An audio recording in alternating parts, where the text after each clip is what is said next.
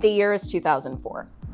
I am 17, and my friends and I have just flown all the way across the pond from New York City and into Milan, Italy. It is our first time overseas, and we are absolutely jet lagged. After we grabbed our first swig of legal whiskey, because, priorities, we decide that we really need a nap before we can really deal with what it is to be overseas, the incredible buildings that we're surrounded by. We couldn't even concentrate on those. All we want at this point is a whiskey and a nap. So we got the first one done, and then we climbed to the top of a building and proceeded to fall asleep for about 15 to 20 minutes. We wake up and peer down below, where I see these tall, angelic, beautiful women in just some of the most incredible clothing I'd ever seen in my life. And they are posing for the cameras. And it takes me a second to kind of come out of my jet-lagged, REM cycle sleep to really realize that what I'm watching down below is a photo shoot in one of the fashion capitals of the world.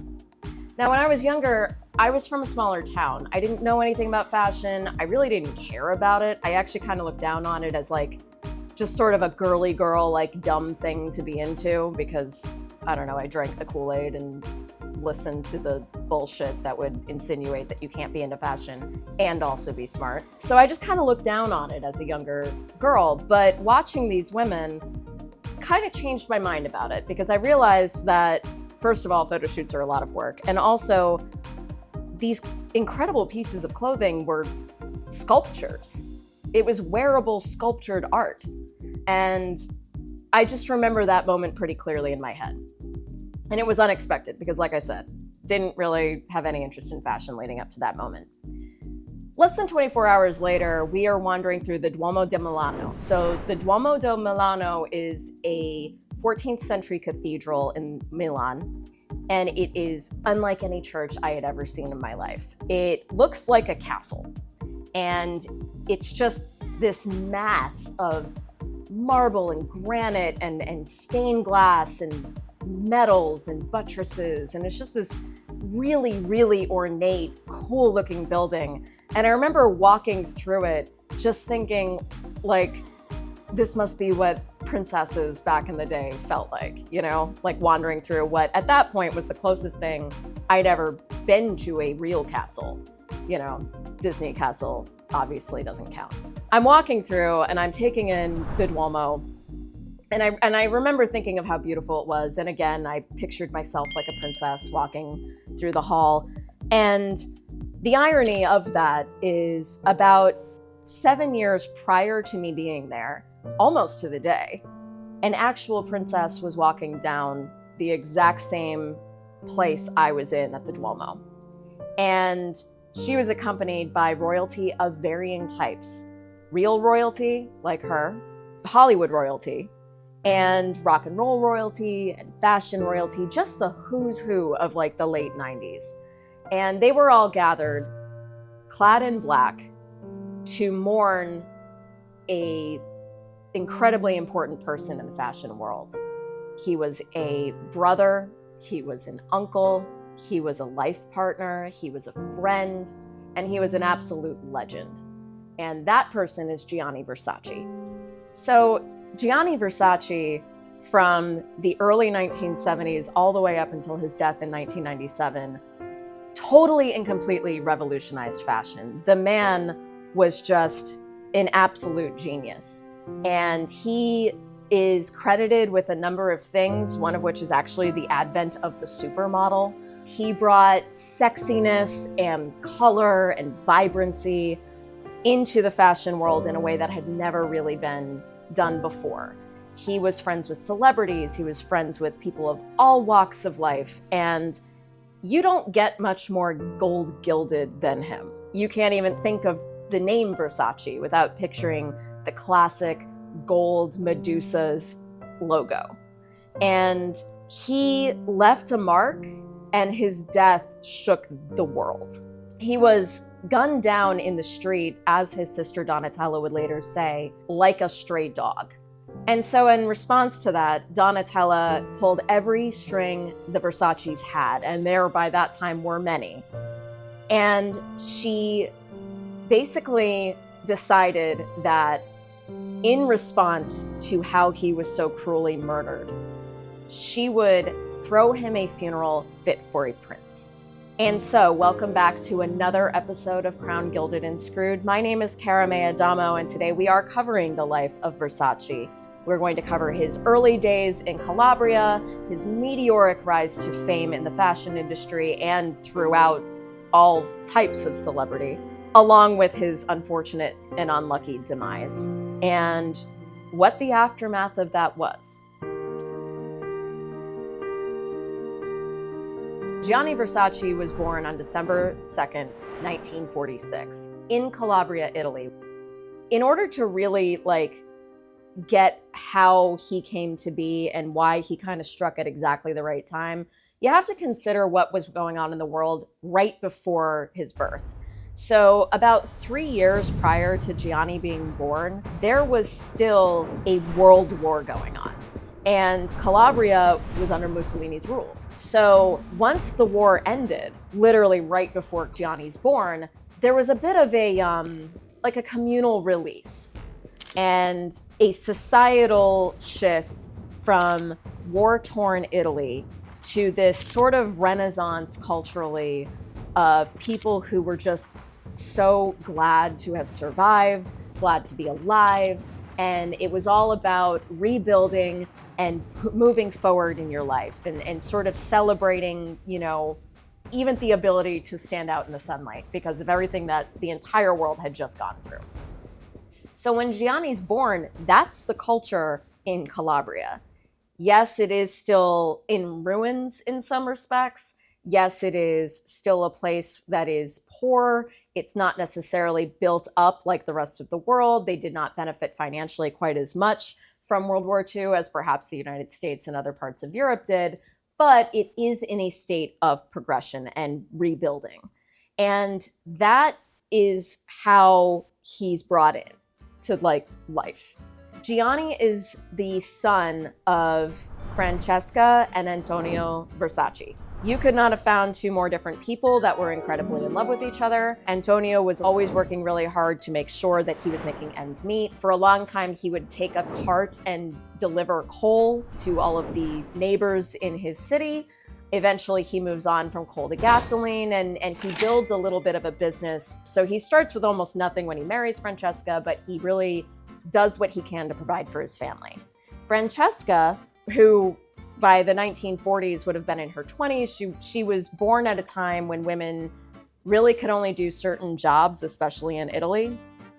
She wanted to be a doctor. Her dad told her to find a more ladylike profession, so she dedicates all of her time towards being a seamstress. But it turns out she's actually a really, really talented one. So while Antonio is delivering his coal and his gasoline and working on all of these little side businesses to get the family started, Francesca is also bringing in money as a seamstress and opens up a little dress shop for herself where women from all over Calabria would come and they would have dresses professionally made for any number of events, whether it was a wedding or a christening or a dance, whatever they needed a dress for, they would come to her and she would make one custom for them.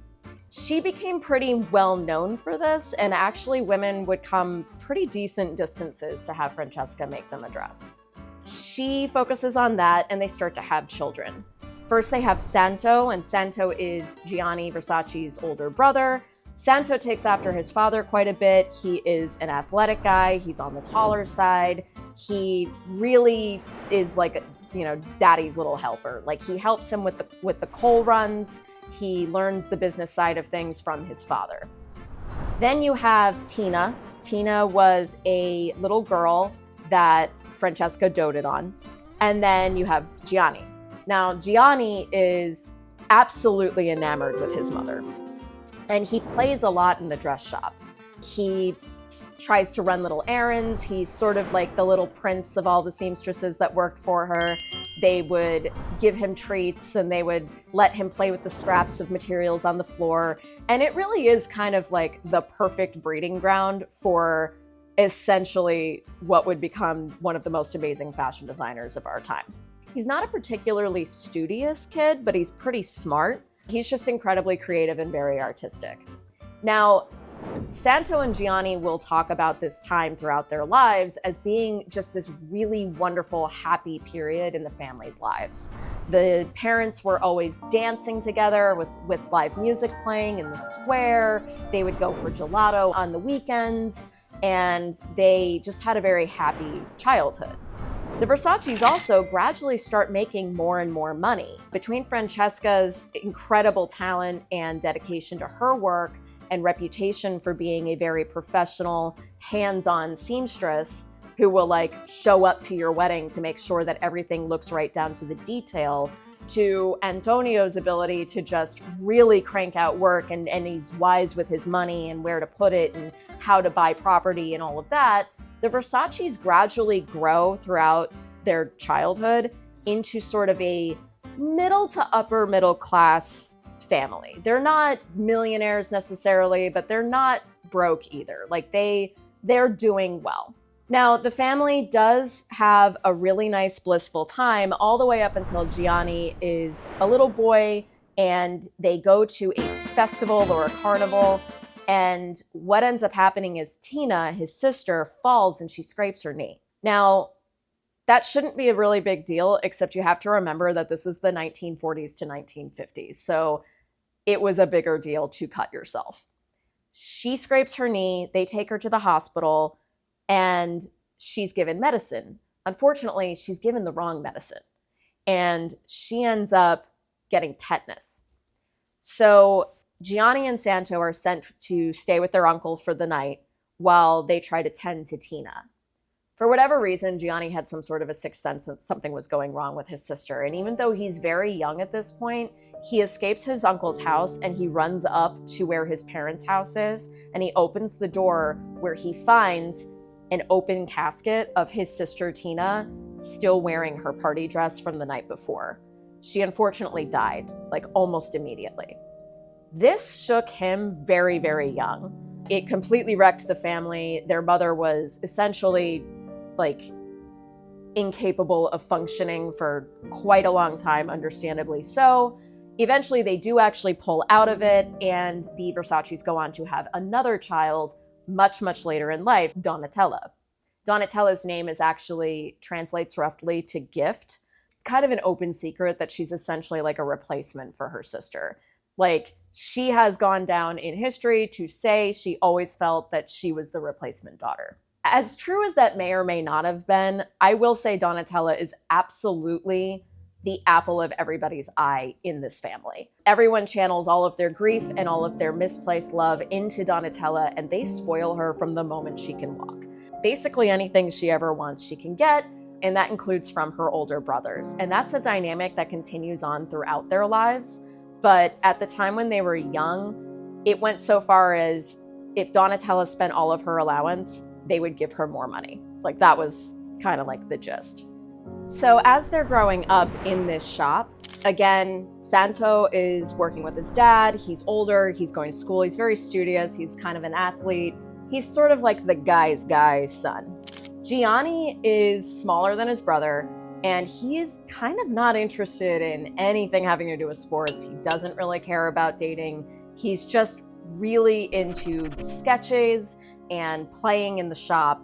And what he would do is he would eventually gradually start to sew together outfits with like scrap materials. He starts to really get like an eye for what his mother's doing. He's paying attention to her the entire time. Gianni, at 9 years old, designs his first dress.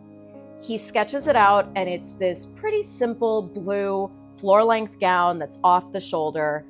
Simple, clean, very refined for a 9-year-old. What's crazy about that sketch is that it comes to fruition, like another version of it. Princess Diana ends up wearing a version of Versace's very first dress. So that's kind of wild. Like, that's how well done it was. And before long, he's genuinely an asset to his mother's shop. But he's not really paying attention in school. He's not doing any of the things his father kind of wants him to do. And he's sort of listless. Gianni does have an interest in opera at this time as well. He had dreams very young of being a composer, although he never really showed either an aptitude for it or like a sincere dedication to it, because he doesn't really pursue it. It's just something that grabs a hold of him, and it was a concept in his head that he had. And he always, throughout the rest of his life, enjoys the opera, enjoys theater, loves the costumes, loves the whole vibe. So that's definitely a facet of his interest, but for the most part, it's fashion. Donatella, being young, couldn't really help out in her mom's shop as much as Gianni was at this point, but she does try, and she's very, very close to Gianni. Gianni and Donatella, from pretty much the get-go, are basically two peas in a pod. They are best friends. They operate almost like twins, and they essentially share a brain. Like, even though there's a 9-year age gap, the two of them are very, very, very close. And there is a story about him taking Donatella into town while his mother is working, and they come upon a statue of Medusa. Now, at this time, Gianni has been studying Greek, he's been studying Latin, he knows all of the mythology behind it, and he sees this statue of Medusa and he is transfixed by it. And that stays in his brain, and he calls back to this moment later on in life, standing with Donatella and looking at Medusa and seeing her as this powerful, fierce, kind of almost terrifying being. Which, I mean, she's a chick with snake hair.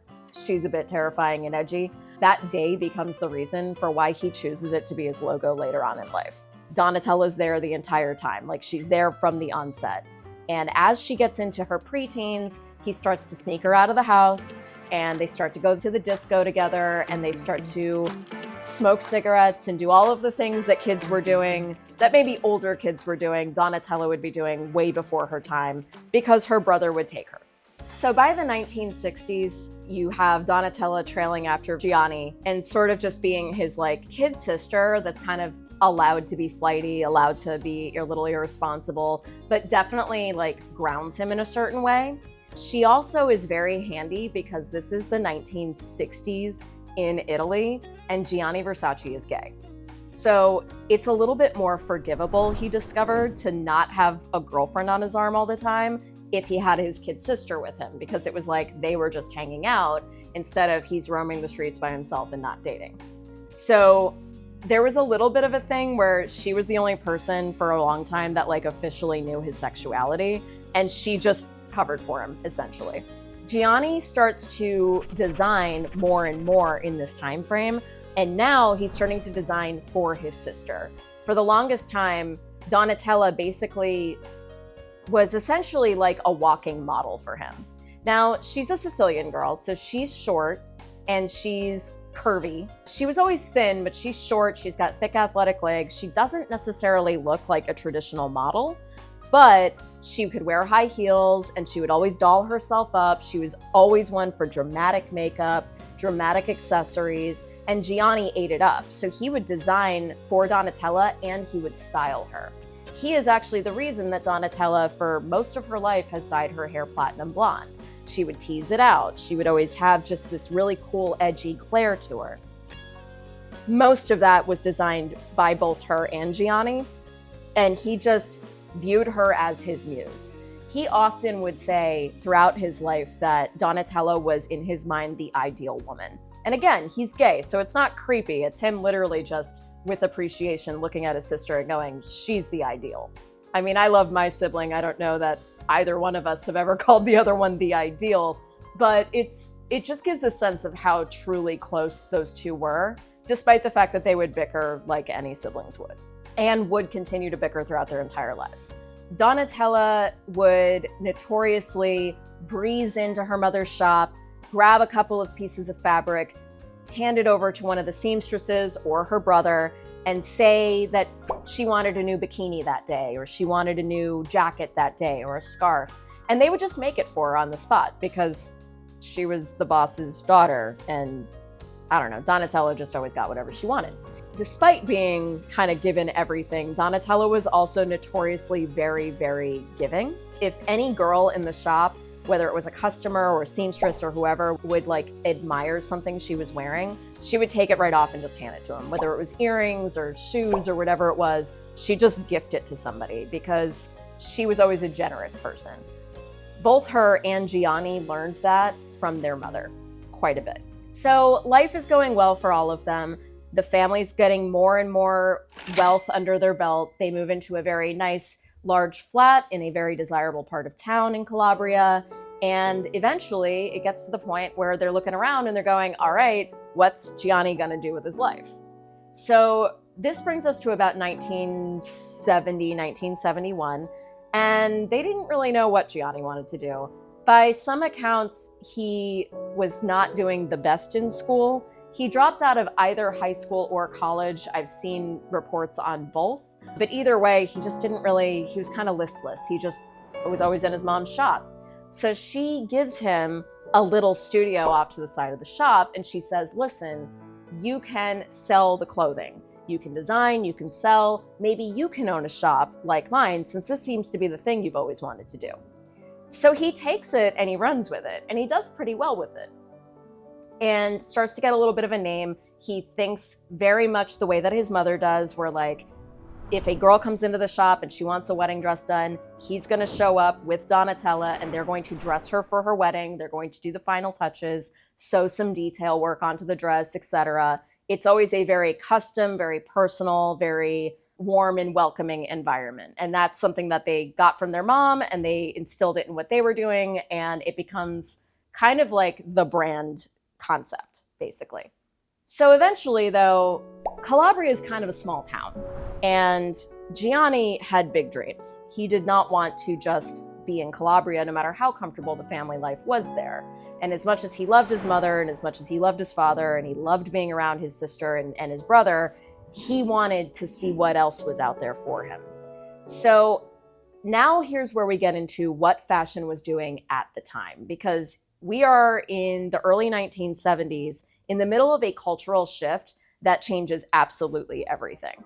See, up until this point, little dressmakers like Francesca were how everything was done. If you went to a boutique in Paris, it was all just haute couture. They create the dress for you on the spot with your measurements, and then it gets delivered to you, when they're finished with it. Not necessarily an off-the-rack kind of an experience. And women are starting to change what they do with their lives. In the 1970s, suddenly women were allowed to go to the workforce, and they wanted clothing to kind of celebrate that emancipation that they had. They were allowed to finally be a part of society in ways that they had never been before. This is after the civil rights movement in the United States. We're in that sector of the 1970s where women are wearing pants now. They're giving up the professionally done small dress shop clothing items that their mothers wore. They are looking for something a little bit sexier, a little bit more lively. And that is when Gianni really heads into his career. And he looks around, and because he's young, he sees it. And he definitely sees that Donatella feels it, because again, she's 9 years younger, but she's always hung out with older people. So she actually has the perfect perspective for him. So basically, Gianni is ready to start his career, and he's ready to move out of Calabria. And so what he does is he moves to Milan. Now, Milan at the time was not one of the fashion capitals of the world. It was headed in that direction, but Paris still kind of was peak at that point. What Italy was known for was really textiles, leather, fabrics, silks, anything like that, especially leather. But Italy's known for the fabrics and textiles, not so much the artisans. So what they started to do in Milan is these textile companies would actually front the money for artists like Versace to open their own boutiques, and then they would make a cut of whatever that shop would sell. And it was a way to kind of hard launch these designers and finance them so that they could push their textiles. And it was kind of brilliant. And it's something that totally changed everything in Milan. By the time Versace moves to Milan to start working for a label called Jenny's, there's already a fashion guy in town. Now that fashion guy is completely different than Versace. He is Milanese in a lot of ways, culturally especially, and his name is Armani. And Armani is much more buttoned up, much more formal. He had revolutionized the style of a sports coat and made it a little bit more leisurely, a little bit more sexy and tailored, took out the puffed sleeves of traditional suits, and made corporate wear very desirable.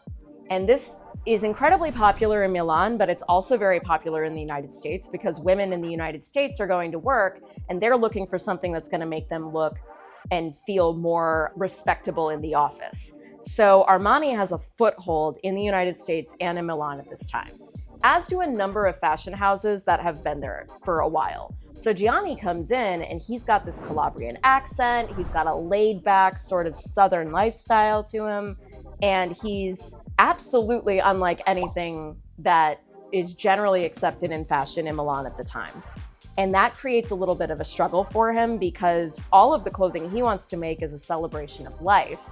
And he is up against all of these kind of stiff, buttoned up people. So he has some friction in Milan early on. He doesn't let that stop him because what companies like Jenny's realized is that the youth wanted something like Versace. They wanted something more colorful, more playful, again, more sexy. And so they let Gianni take their regular line from Complice and basically change it and alter it so that it has some staying power with the youth in the 1970s. And he really does hit his stride with this. Now, if you look at some of his earlier works, it's not quite as out there as traditional Versace would be, but you do see signs of him starting to play with the fabrics and play with the cuts. He is getting popular for his work at Jenny's. So popular, in fact, that his boss actually bought him a Volkswagen convertible as a thank you for how well he was doing with the line. And this is pretty early in his career. Around this time, Donatella's kind of getting antsy. She's getting a little bored. She goes to college to study languages. She always was very interested in languages, kind of had a knack for them. Her English notoriously was better than that of her brothers. She's focusing on her studies as much as she can, but any chance she gets, she goes off to Milan to hang out with her brother Gianni, which was actually kind of worrying Francesca. She was really afraid that Donatella wasn't going to find her own way and that she was just going to follow Gianni to the ends of the earth. And honestly, that is kind of what happened. After college, Donatella moves in with Gianni and they start to kind of work together. Now, at this point, Santo starts to help Gianni out with some of his contract work.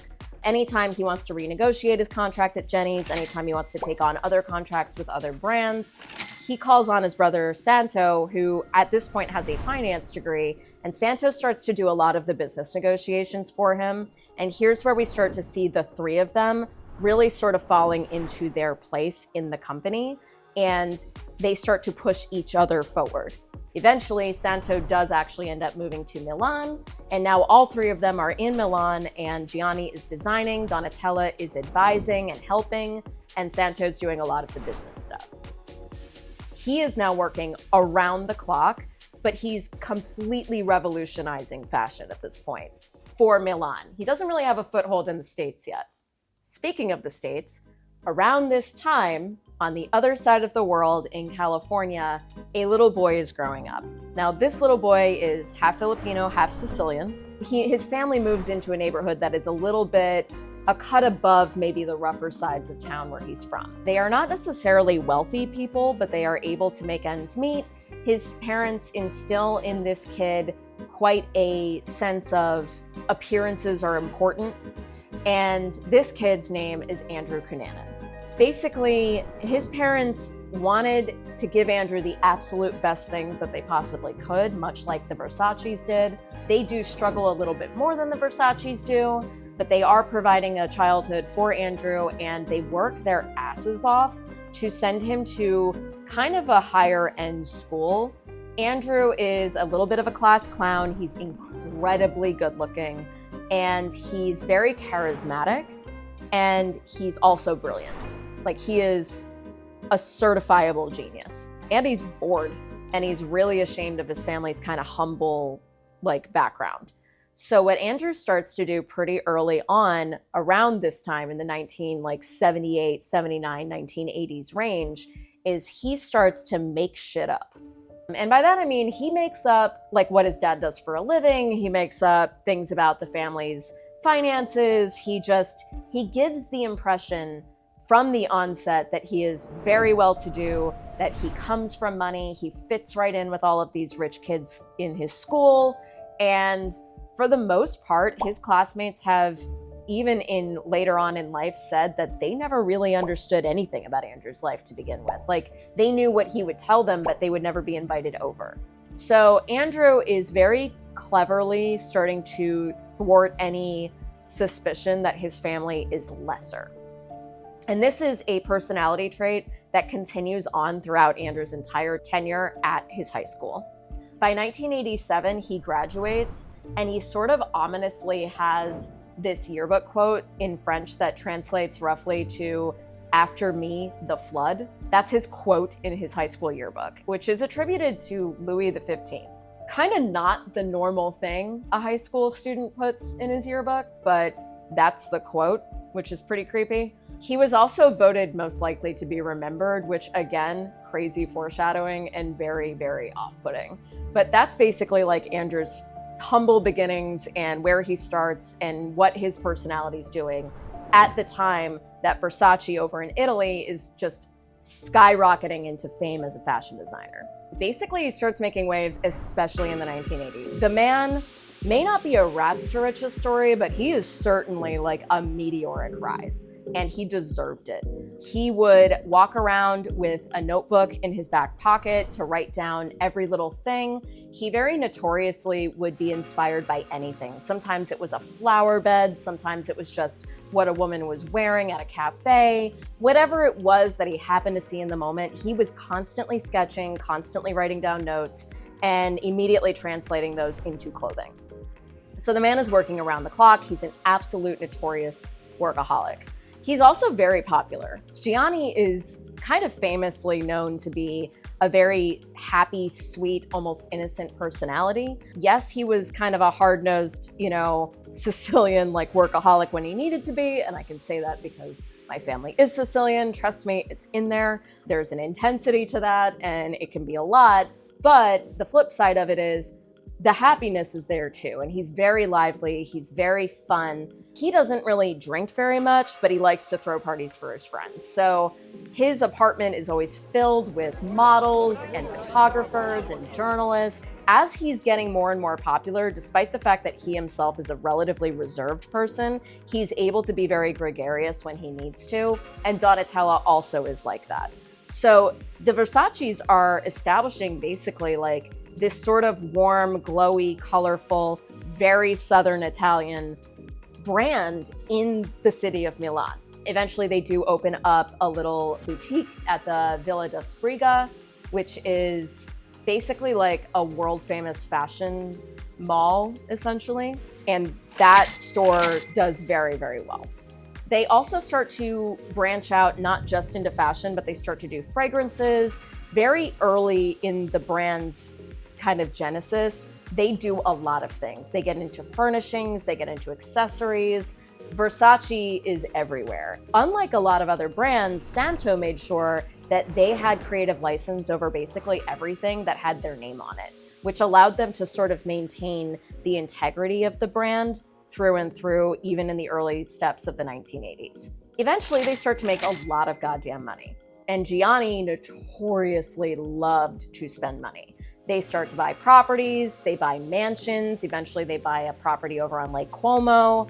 Gianni actually revitalized Lake Como because it was kind of just a bunch of dying villas, and he bought one and started to throw a bunch of money at it and rejuvenate it and make it pretty again. It got a bunch of other A-listers interested in it, and it rejuvenated Lake Como, and now it's the vacation destination of the elite like it used to be in the 18th century. So everything he's touching, he's beautifying and he's making popular. He also, as I said earlier, is responsible for the advent of the supermodel. Gianni cared deeply about his supermodels, and he launched a lot of incredible names, like for instance, Naomi Campbell. He basically takes models, which always existed, but he makes them Versace in-house models and turns them into household names that don't even need a surname, which was unheard of at the time. They themselves become superstars instead of just hangers that clothing can be on. There is this notorious story where he has them walk down the catwalk mouthing the words to George Michael's Freedom, while they're looking daringly and sexy and beautiful in their outfits. And it's this whole different vibe to fashion that did not exist prior to Versace. Now we take it for granted that that's how supermodels are, but back then, this was new. Donatella also understood pretty early on that celebrity was important. And celebrity and fashion wasn't always hand in hand. Up until the 1970s, MGM studios would have their costume designers design red carpet dresses. Fashion labels weren't really connected to celebrities, or especially to musical celebrities, until the Versaces came to town. Eventually, Donatella starts to do little things like let somebody like Bruce Springsteen borrow the villa on Lake Como occasionally, and all of a sudden they're friends with Bruce Springsteen, and now he's pushing the Versace-like clothing, and Versace started having celebrities and photographers and journalists all sit together at the front of the fashion shows, which was not really done before them. He brings an air of celebrity and elitism and edgy rock and roll sort of fun to the fashion world in a way that had not been done before. He's also at this point experimenting quite a bit with materials and even inventing his own new ones. So inspired by actually like the metal like gloves that people use to cut things, he actually creates his own new mesh material that actually drapes a lot like regular clothing would, like regular cloth clothing, but it's made of chainmail. And it's a nod to medieval times when like knights would wear chainmail, only Versace gets some textile companies to create lightweight chainmail that will drape in a slinky dress. And it becomes one of his absolute staples. He becomes known for melding things like silk and leather and metals and all different types of fabric into the same garment. Like something like this where you've got leather and you've got all this metal work and you have it on top of cloth. That wasn't really done as much until Versace showed up. And he's known for just combining all these different textures. Their name becomes very synonymous with creativity, with kind of historical throwbacks, like with the chainmail, and with Greek mythology, like the Greek key is a popular pattern for them. They also start to incorporate a lot of like work from avant-garde artists like Andy Warhol or Picasso. Basically, they would find ways to mimic classic, cool Art Deco, abstract art and weave it into their actual fabrics. Again, stuff that wasn't really done until the Versace showed up. They were very into prints. So now we're at about 1987, right? We have Andrew Cunanan in San Francisco now. He has graduated high school. He starts to go to college. He lasts like about a year and then he drops out. Because what he realizes is that he's so pretty and he's so fun and his lies are so goddamn convincing that he kind of can just sleep his way to the top. And he proceeds to do so. So he starts to date older gentlemen. And by older gentlemen, I mean like we're talking 40 years his senior. He starts to date really rich older gentlemen in San Francisco. So he drops out of college. Now he's living in these really nice apartments. He's got really nice cars. And he has 1,000 different stories for why he has all of this money. And he starts to befriend kind of members of the gay community over in San Francisco in the late 1980s, early 1990s. Pretty much nobody ever really like knew where this money was coming from, but they would gradually start to realize like he had boyfriends that took care of him. A bit of a trophy boyfriend, we'll say. So that's what Andrew's got going on. He's living his best life, I suppose. In the meantime, Gianni decides that his sister Donatella is ready to start designing her own stuff. 1989 to 1990 is when you start to see the onset of grunge. And grunge is very youthful. It's definitely kind of the cultural push for younger people at that point. And it's something that Donatella, who always was a little bit of a rocker anyway, and definitely friends with rock and roll artists. This is something that Donatella vibes with a little bit more than Versace. So what he does is he gives her kind of an offshoot of the Versace brand called Versus, which is kind of genius. And Versus was a little bit more leather jackets. It was a little bit more rocky, edgy, heavy metal, heavy clunky jewelry, just more Donatella's vibe. And Donatella continues to design for Versace between 1989 all the way through 2005 because it does resonate quite a bit with the younger crowd, and it's a little bit cheaper than traditional Versace. So that's what's going on over in like the Versace universe. In 1990, he moves forward and starts to design for the San Francisco Opera. Now, this is a big deal for a couple of reasons. One, if you recall, back in the day, Gianni really loved the opera and he always wanted to have something to do with it. He never really let that go. So this was in a really weird way at the height of his career, designing costuming for the San Francisco Opera for their production of Capriccio.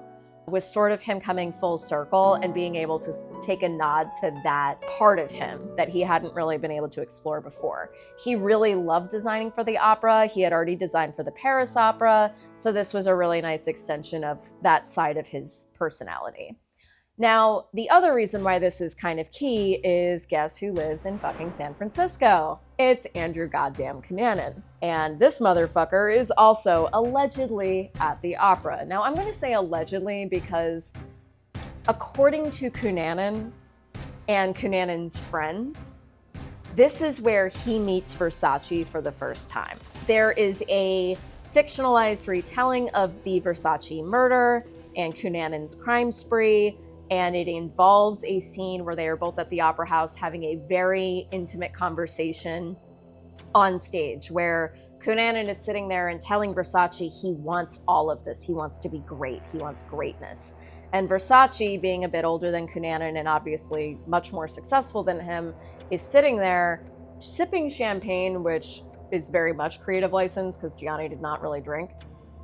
He's sipping champagne and he's casually telling him, Andrew, I'm not going to just hand this stuff to you, and one day you're going to understand why that's so important. That scene is based on some information that Cunanan ran home to his friends and told, but it is largely debatable because the entire Versace family has denounced this as false, including Antonio DeMarco, who is Versace's longtime life partner. They met in kind of the early part of like 1982. So by this time, they would have been together a very long time.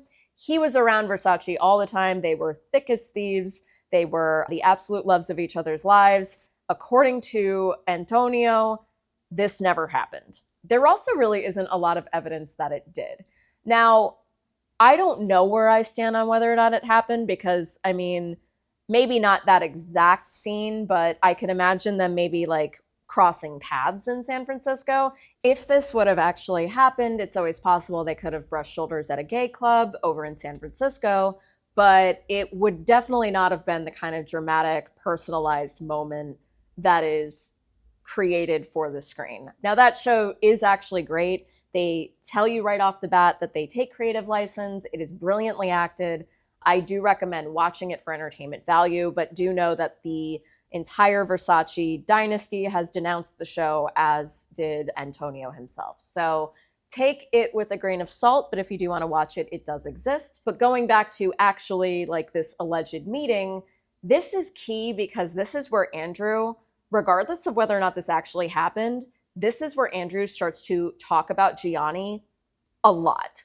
Now, he talked about a lot of people. He always bragged about who he knew. He liked to name drop. Again, this is a man who makes money via social currency and his looks. He's a little bit of a call boy. He does not necessarily have his foot in reality, nor has he ever really needed to have his foot in reality. His parents encouraged him to always be the life of the party and always care about appearances, and he basically took that to the bank. So he's living his life based on all of these supposed stories. Whether they happened or not is up for debate. He was a notorious liar, so again, grain of salt.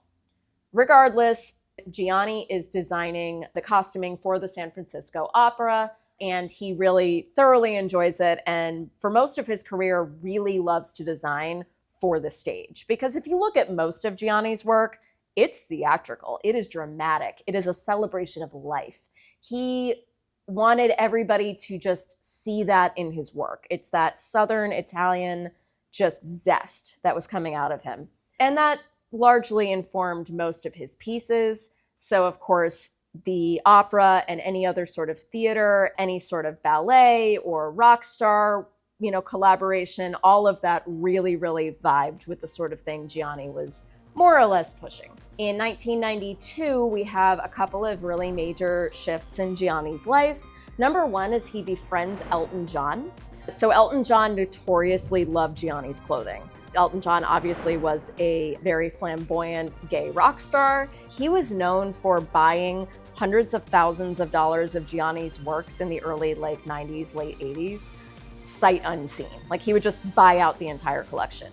So Elton hops a plane, he decides to go to Milan, and he shows up, and the owner of that franchise of Gianni's stores calls up Gianni himself and says, "Hey, Elton John's here." And Gianni drops what he's doing. He closes the shop up so that Elton can sort of shop in peace. And they start to talk, and they realize they are both gay men in the 1990s. They are both very successful at what they do. And they start to really form like a genuine friendship. And it becomes one of the closest friendships the two of them ever have in their lives. Shortly thereafter, Elton starts to stay over at Lake Como as a guest, which Elton's actually kind of notorious for not wanting to stay at other people's houses. So the fact that he felt so comfortable with the Versaces that he would just spend extended stays at their Lake Como residence really speaks to how warm and welcoming he felt that family was. Elton also starts to have Gianni design for him, and Gianni does design a number of outfits for Elton's tour for 1992 and 1993. So they start what is basically a lifelong friendship. They become incredibly close. Antonio's close with them. So is Donatella. Around this time, Donatella is starting to battle her lifelong battle with addiction, and they are so close that at one point, Elton, who had his own previous battles with addiction, noticed pretty fast that Donatella was suffering and struggling, and he's the one who tips Gianni off to the fact that his sister needs help. Like, he becomes kind of an older brother figure to her in some ways, and he really, really assimilates into that whole family. So they are very close. That's a big part of what goes down in 1992 for Gianni. The other thing that happens in 1992 is Gianni, on a freak accident, ends up on a layover in Miami with Antonio. And they're kind of bored. Like, they didn't expect something about a plane having to be canceled or whatever. They're stuck in Miami, and so they decide to kind of roam around and take in the sights. They start to notice how beautiful the Art Deco style architecture is all up and down like the strips in Miami, because all of these hotels were these incredible throwbacks to the 1920s. And Gianni fell in love with them because he loves Art Deco. So much so that he actually ends up buying a residence that becomes known as the Casa Casarina. So he buys the Casa Casarina, and he throws a metric fuck ton of money at this villa to rejuvenate it. And it was known as like basically being a gay man's wet dream. Like, there are sexually explicit frescoes on the wall. They have ornate furniture everywhere. You've got fountains. There's a big Medusa symbol on the gate. Like, this thing is Gianni's personality through and through. He throws everything he has into it. He buys like $400,000 worth of furniture out the gate, like in one sitting, starts to go to auctions, just really furnishes the fuck out of this place. And it becomes his refuge for a long time. So he buys it in 1992. They start the restoration process and the furnishings. And before long, that's where he starts to really spend the bulk of the little free time he actually has. Him and Antonio begin to make that kind of their like favorite residence out of all of the homes that they own. They also own homes all over the world. They had a brownstone over in New York. They had their place on Lake Como. This just happened to be like sort of their crown jewel. And in the 1990s, the gay scene in Miami was up and coming, and Gianni felt very warm and safe there at a time when him and Antonio didn't necessarily feel like they could be out and about publicly with each other in other places in the world. So Miami becomes their refuge. It becomes their sanctuary. They have their favorite home there, complete, by the way, with one of the most beautiful pools I've ever seen in my life, with a very elaborate mosaic bottom. Gradually, however, in 1996, Gianni gets sick. And at first, a lot of people thought it might be AIDS because the AIDS epidemic had just happened in the 1980s and early 1990s. People were still often finding out that they had it. And it was, I mean, it's a big deal now, but it was a crushing situation back then. Because it was an open secret that he was gay, everybody sort of assumed he might be HIV positive. He actually wasn't. Gianni actually had inner ear cancer, and he almost dies from it. He suffers for quite a bit. He's not really able to work, and he kind of has to slow himself down. So during that period of time, Donatella picks up the reins of the Versace label and starts to sort of work in her brother's place. This doesn't last long. By 1997, he bounces back and he is more alive than he's ever been. He, at this point, feels like now he's been given a second lease on life. So he's vivacious, he's excited, he wants to take over his company again, he's designing again, and everything's very fresh because now, if you've ever had a near-death experience, which I actually have, it changes everything. And Gianni already had a zest for life, but now it's like tenfold. So he is energized. He's starting to take care of himself better. Him and Antonio are in this celebratory peace of mind in their lives. And now he feels like he's ready to take on the world in a way that he never has before. This is about 1997. Andrew, on the other hand, is in California, and he is starting to age out of his previously very good looks. Andrew is now about 28 years old. He is starting to gain a little bit of weight. He's starting to not necessarily have the same kind of pull that he had when he was like a hot young stud. So his fancy boyfriend breaks up with him. And the problem with being a trophy anything, wife, husband, boyfriend, girlfriend, whatever, the problem with that is if you age out of it, you don't have much to go off of. And because gay marriage was illegal, it's not even like he had a prenup. Like, the dude was just fucked. So he's broke, he's single, he's starting to use drugs, and he is getting a little nervous.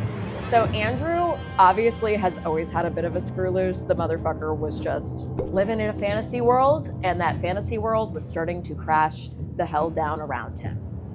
So while Gianni is living this rejuvenated, oh my God, I almost lost everything, now all that matters is life moment, you have Andrew, who's losing everything rapidly, but it's his own fucking fault.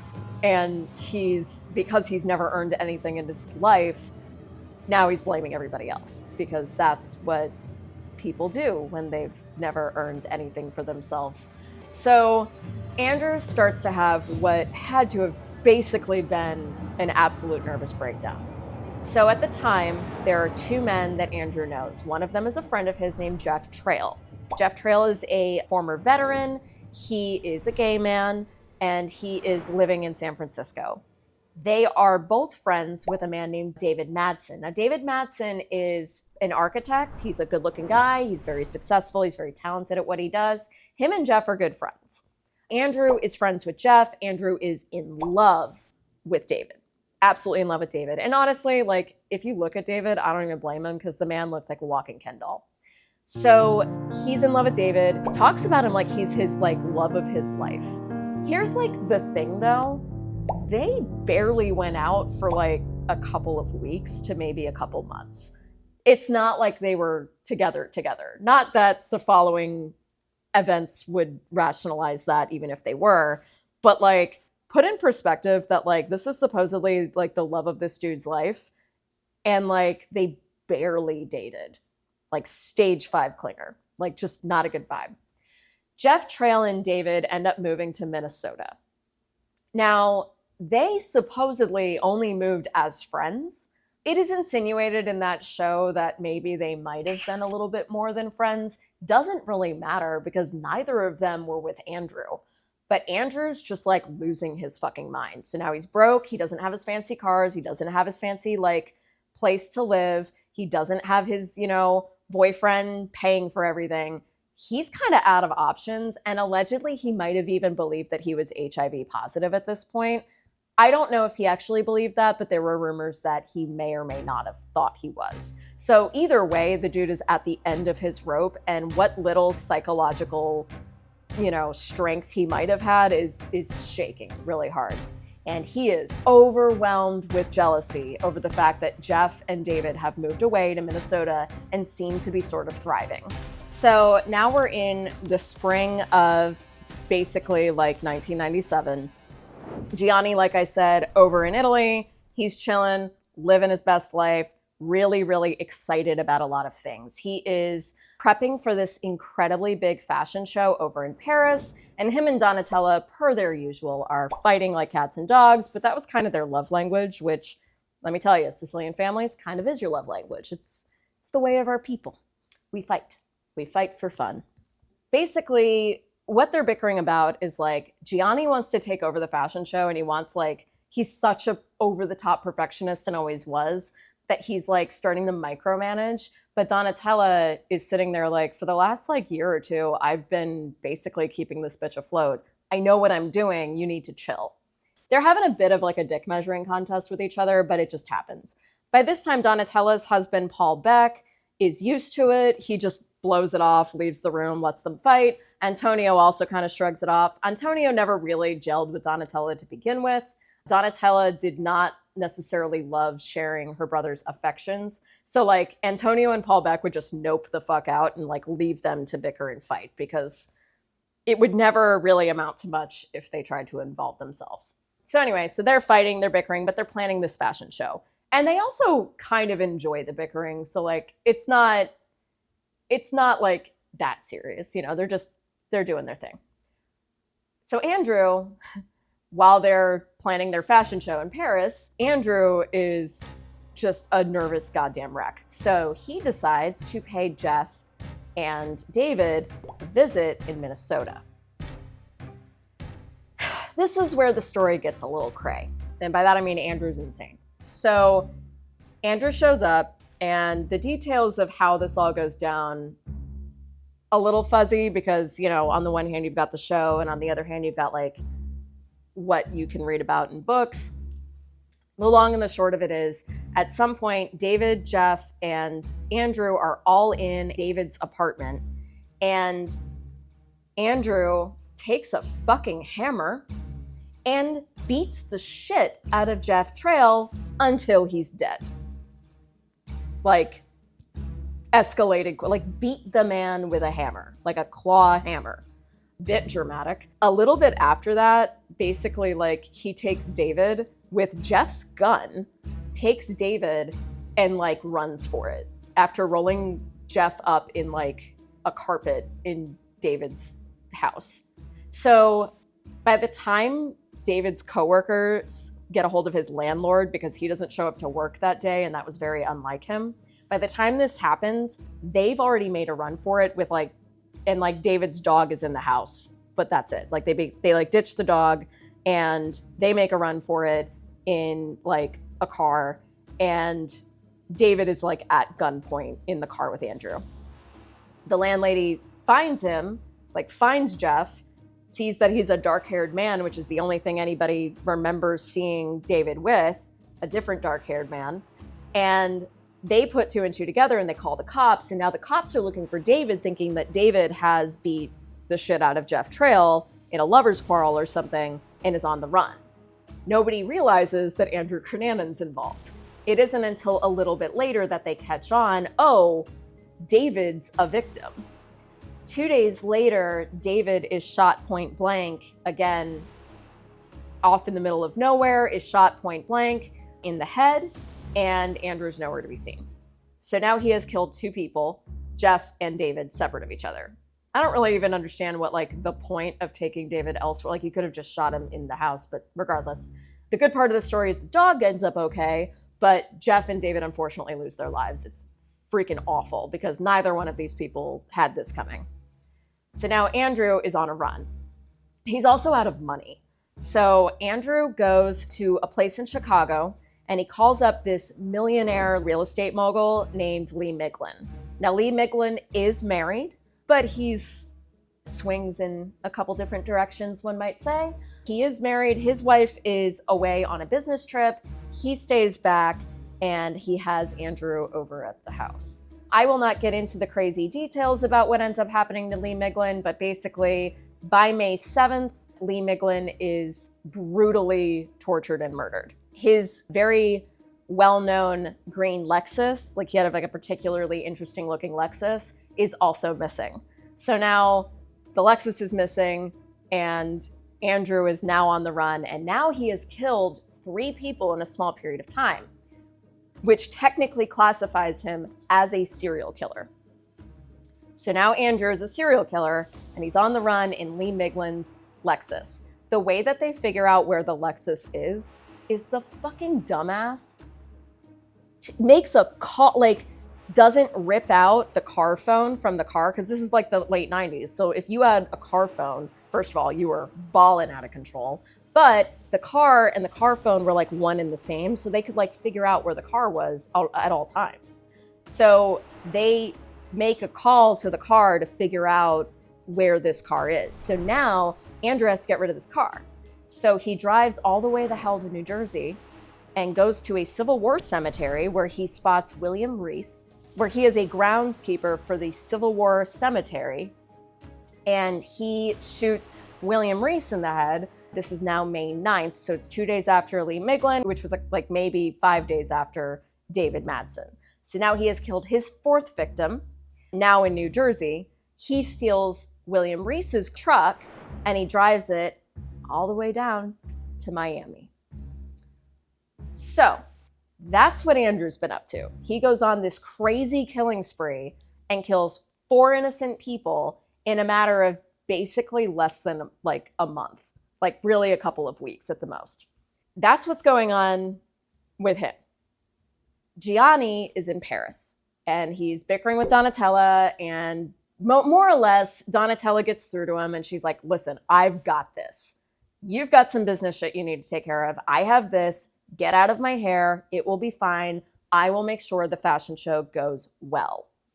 So Gianni listens, and him and Antonio fly off to New York, where they sign the paperwork to make Versace public in both Milan and New York, which is like insane. Like back then, that had not been done before for a fashion house. This was like a bucket list item for Gianni. He really wanted to make this deal go through so that they were public in both stock exchanges. So he flies down from New York, he flies into Miami, where he's kind of excited to just sort of have some downtime with Antonio. Remember, he is bouncing back from having cancer. He is hearing that the fashion show is probably going to go really well, and he has just signed the deal of a lifetime for his company. So he's flying high. Gianni was sort of a local celebrity in Miami, both officially because he actually was a celebrity, and also because he was just really well known in that crowd. He was known for being very gregarious with everyone, very kind to a lot of people. He just enjoyed just being himself and would say hi to anybody who wanted to talk to him. He was beloved in Miami. Like, they kind of were a power couple in Miami in the late 90s. By now, they've been living there basically for 5 years. They are well known. They feel at home. They feel like they don't really need any security necessarily because people just talk to them on the street. And they like to frequent a lot of different haunts pretty regularly. They go to regular gay clubs. They like to go to a lot of the restaurants. They know everyone. And that includes a place called the News Cafe, where Gianni loved to go down, grab an espresso in the morning. He'd pick up some magazines. Sometimes he'd send his assistant, but sometimes if he wanted to go for a walk, he would wake up bright and early, go for a swim in the pool, and then he'd go get his magazines and his coffee over at the News Cafe, which is still there. It's a pretty good joint, kind of a local haunt. Definitely got a lot of press because of Gianni. So now we are in June of 1997. And Gianni wakes up bright and early on June 15th. And Antonio had plans with aforementioned neighbor to go play tennis. Gianni didn't really feel like sending his assistant to go get his coffee and magazines. It was a really bright, beautiful, sunny day out. He was feeling in a good mood. He just wanted to go and grab his magazines. He's already called Donatella in Paris and driven her nuts. So she tells him to take a chill pill. So he goes for a walk to go get his magazines and his coffee. Chats up the guy who owns the place and walks back down to his mansion. He fumbles with his keys. He puts the key in the lock and the lights go out. And the reason the lights go out is Andrew Cunanan, disguised in a baseball cap, walks right up to Versace from across the street and shoots him point blank in the head. The bullet went through his head. He actually shot him twice. He shot him once in the back of his right ear and then again in his head. One of those bullets goes through his head and allegedly hits a dove that also dies next to him on the steps of his house. His magazines are everywhere. His blood is all over the stairs. And people heard the shots, including Antonio. Everyone rushes out. And a woman who was a neighbor pointed in the direction of where Andrew had run. And the neighbor runs on foot after him, which is a bold ass move, just screaming for him. Andrew whips around and points the gun at the neighbor and runs away. They call the police, they call the ambulance, they announce that Gianni's been shot. You can hear them on the call saying who would do this, and Andrew disappears. Now here's the thing about Andrew is he had a weird way about him where he could kind of hide in plain sight. He was one of those really unusual situations where, like, with very little effort, he could disguise himself with a hat, with new clothes, just by growing a beard, by throwing on some glasses. He could Clark Kent this shit. You would never know who he was. And he hides in plain sight for several days. What's crazy about this is just before this happens, Andrew had been hiding out in Miami for like a month at this point, like almost a month. In order to get money to even stay in the hotel that he was staying in, waiting for his moment to like attack Gianni Versace, he hawked a coin, like a really expensive coin that he stole from Lee Milan. He goes to a pawn shop, so he has cash to like pay for his hotel room. Obviously not a very high-end establishment since they were just taking cash.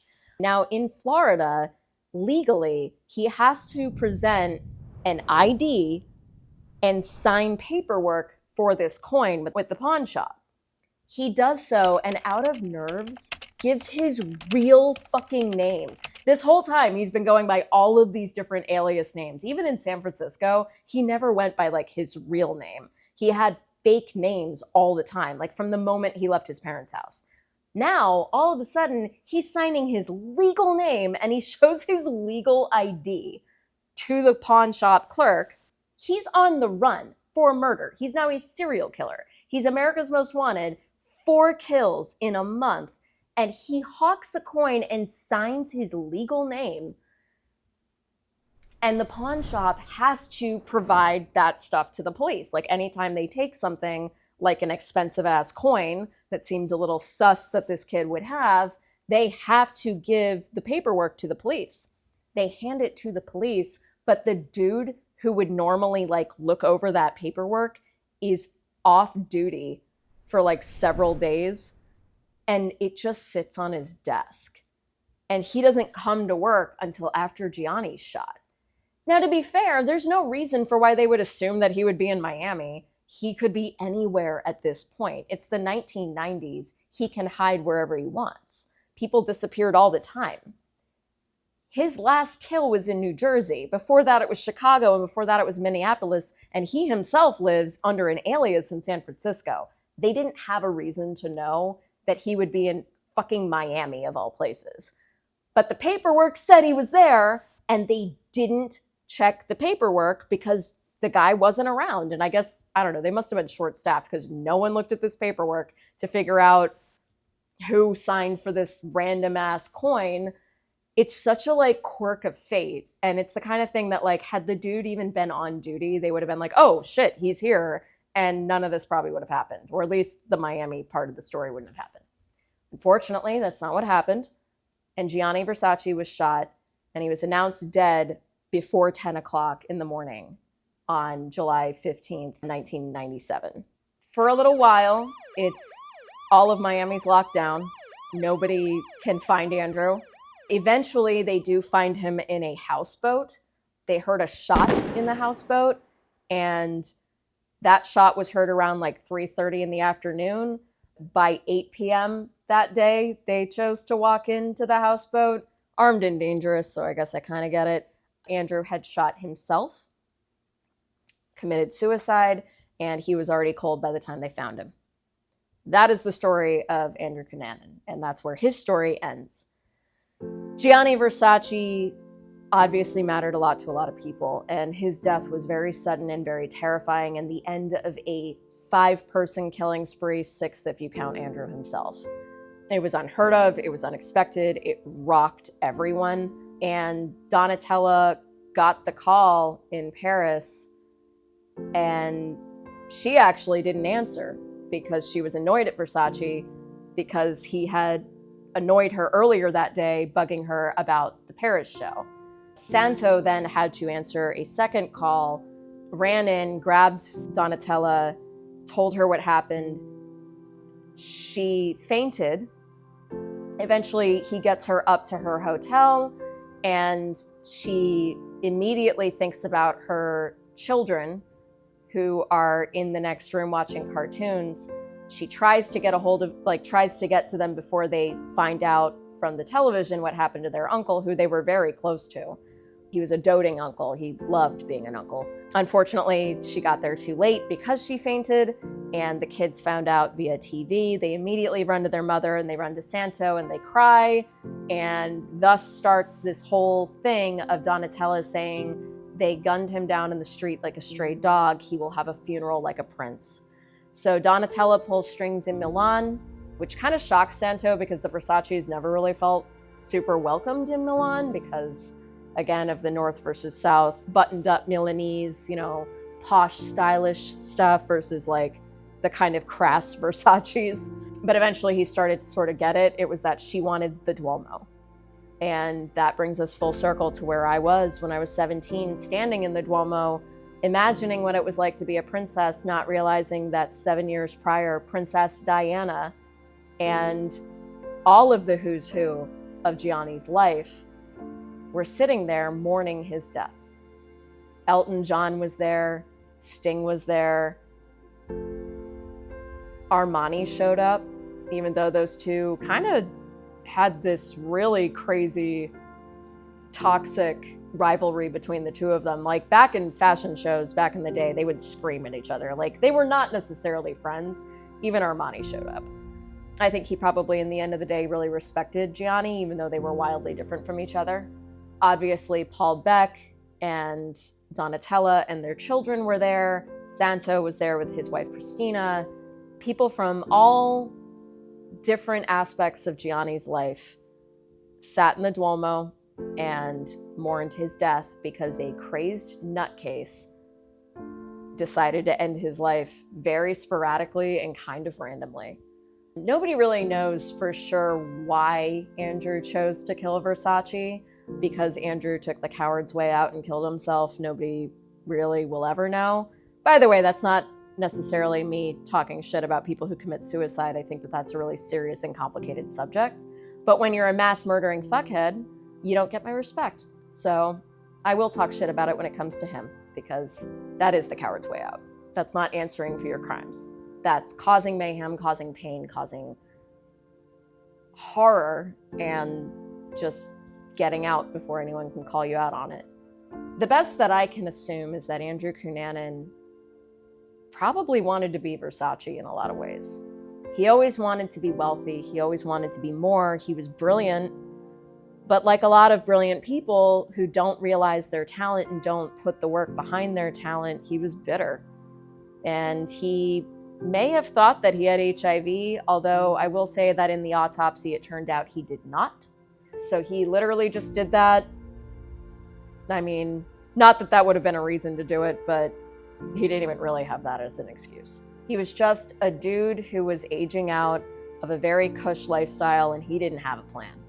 And he snapped and was always probably a little bit of a sociopath anyway, because that's what people do when they're chronic liars, is they just keep lying and lying and lying until it's over. And again, you know, his yearbook phrase was, "After me, the storm." And he was given most likely to be remembered, and he certainly was. Gianni Versace was an incredible force of nature. He was, from everything I've ever read, a very good person. He had a fiery temper, but he doted on most of his nieces and nephews and his employees, and he would buy them gifts and just little trinkets to let you know that he thought about you. He loved Antonio profoundly, and he adored his family, and he adored fashion and life, and lived it as loudly as he possibly could, and put as much creativity into the small amount of time that he had. And he turned himself into a king among men, and I think that's why we should remember him that way. Thank you for watching. My name is Calabria, and if you liked this, please like and subscribe. You can also hit us up on Spotify if you prefer the podcast version. Find us on Facebook, and we will see you next time.